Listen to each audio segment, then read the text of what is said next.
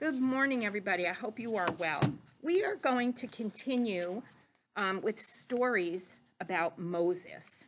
And we left off with Moses where he had warned Pharaoh that if he didn't let the Israelites leave, there were going to be problems. So this story is on the plagues of Egypt.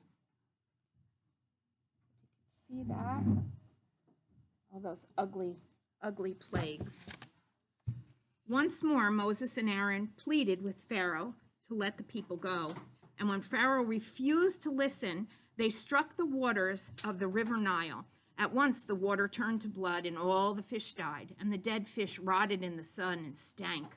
For 7 days the whole of Egypt ran with blood, and there was no water to drink. But Pharaoh refused to free the Israelites. So Moses and Aaron, following God's command, stretched their staff over the stretched their sacred staff over the Nile. At once, throughout all Egypt, frogs, in their hundreds and thousands, came hopping out of the rivers and streams and ponds. They went into people's houses and into their cupboards and their ovens and even their beds.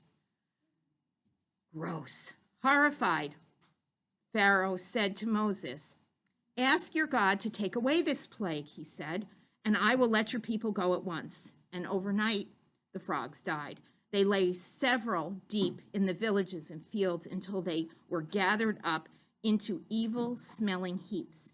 And when Pharaoh saw that the plague was over, he went back on his word.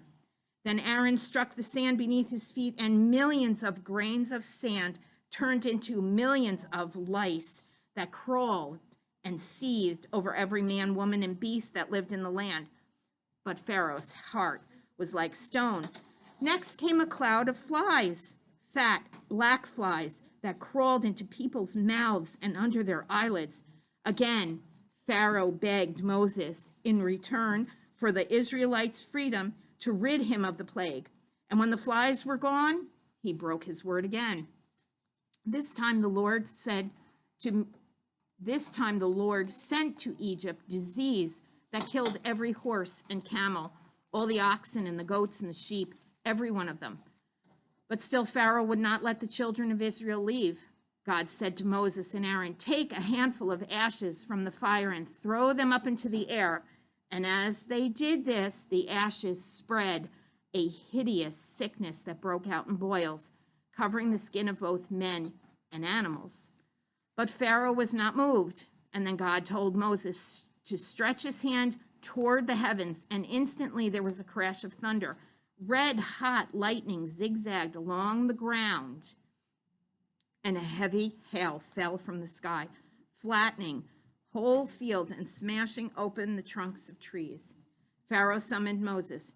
"Now I will do as you ask if you will stop the storm." So Moses spoke to the Lord, and the hail and thunder stopped. But the children of Israel were not released. That same day, an east wind began to blow, and it blew all day and all night. And with the winds came the locusts. They came in such numbers that the sky was black, and they covered the land so that the land was black.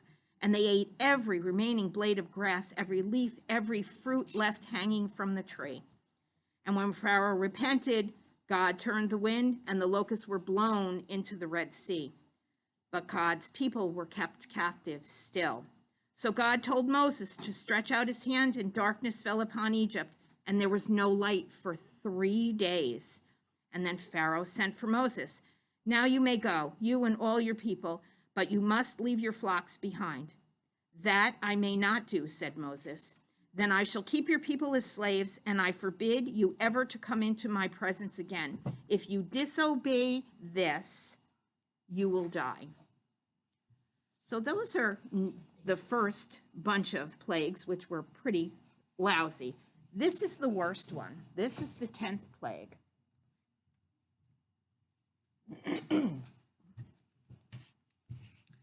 The Lord spoke to Moses, "I shall bring one last plague to Egypt, a plague so terrible that Pharaoh will have no choice but to let my people go. At midnight tonight, every firstborn child throughout the country will die. Not one shall escape. All will die, from the first of Pharaoh himself to the firstborn of the poorest slave, to the firstborn of the cattle in the fields. Only the children of Israel will remain untouched. This day shall forever afterward be known as Passover. For tonight I will pass over the whole of Egypt, and my people will be freed. From now on, the day must be kept holy and counted as the first day of the year. Every household must kill a lamb, which shall then be roasted and eaten with bitter herbs and bread that is unleavened. Your doorpost must be dabbed with the blood of the slain animal, so that when I pass in the night, I shall know to leave untouched the house marked with blood. Moses called together all his wise men and counselors and told them what God had said and how they were to keep this day, the first Passover, holy forever after. Midnight fell, and suddenly a terrible wailing and screaming was heard as the Lord passed over the land. Except for the Israelites, not one family was left unharmed. Death was everywhere. Everywhere, from Pharaoh's palace to the darkest prison, from the rich merchant's house to the open pasture, the firstborn, both man and beast, drew their last breath and died. Pharaoh, rising from his bed in grief, sent for Moses and Aaron. Take your people and go. Go from my country and take all your flocks and herds.